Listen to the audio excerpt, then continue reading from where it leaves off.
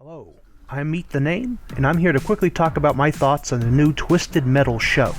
For folks who don't know, Twisted Metal is a game series that's all about vehicular combat and mass destruction. Its roots go back all the way to the PS1 and ended at the PS3. It's been a long time since anything related to the franchise has shown up, a little over 11 years to be somewhat exact. So, what happens when your vehicular combat franchise goes over a decade without a new installment? Why, you make a TV show, of course. Within a span of 2 days, I managed to binge watch the entire series, and personally, I'm glad I did. Twisted Metal is only 10 episodes long, and almost each episode takes around 30 minutes or less to watch. It's a quick binge, and because of this, the pacing doesn't really slow down. The show is quick to move the plot along so that we can get to the next set piece, from crazed police larpers to psycho butchers, and an insane clown who needs some anger management therapy real bad. And that's all in the first 2 episodes. What may disappoint folks with the show is that it doesn't exactly fall in line with the lore of the games. Although Twisted Metal has so many different branching stories and timelines, I personally don't see this as an issue, but some may. The big thing is, there is no tournament in this first season. Instead, we get a tour through a destroyed Route 66, starting from California and headed towards Chicago and then going back. The overall premise is that the protagonist, John Doe, played by Anthony Mackie, is an amnesiac and a milkman. His job is to transport packages between settlements in a post-apocalyptic United States. Without spoiling too much, his goal is to retrieve a package from Chicago and bring it all the way back to San Francisco. And as expected, it's not going to be easy. Speaking of John, there's plenty of characters from the games in the show. Some are folks that you wouldn't expect, while others you would have hoped would show up didn't.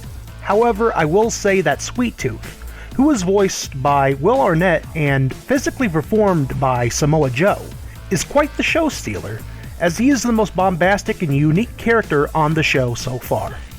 This is both good and bad, as sometimes you'll be watching the show and just thinking, when am I going to see the funny clown man show up again? That isn't to say that Anthony Mackie's performance as John Doe is lackluster. I had a lot of fun with him as a protagonist, and it was great to watch his character develop.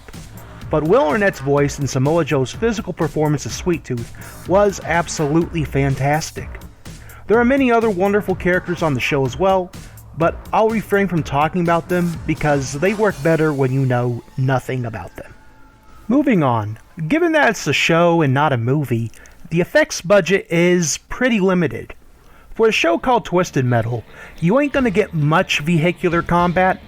Instead, we get plenty of hand-to-hand combat with guns every now and then. That point alone will definitely disappoint some folks, but I will say that there is a payoff towards the end. It's clear that the showrunners had a choice, either sprinkle in a lot of little vehicle fights throughout the show, or save most of it for a satisfying conclusion.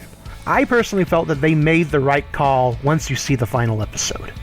Most of the vehicles themselves are not big characters on the show, like they are in the games. Unlike in Mad Max, where his titular pursuit special becomes such an iconic presence in its own right, most of this show you aren't really going to see any unique or standout vehicles.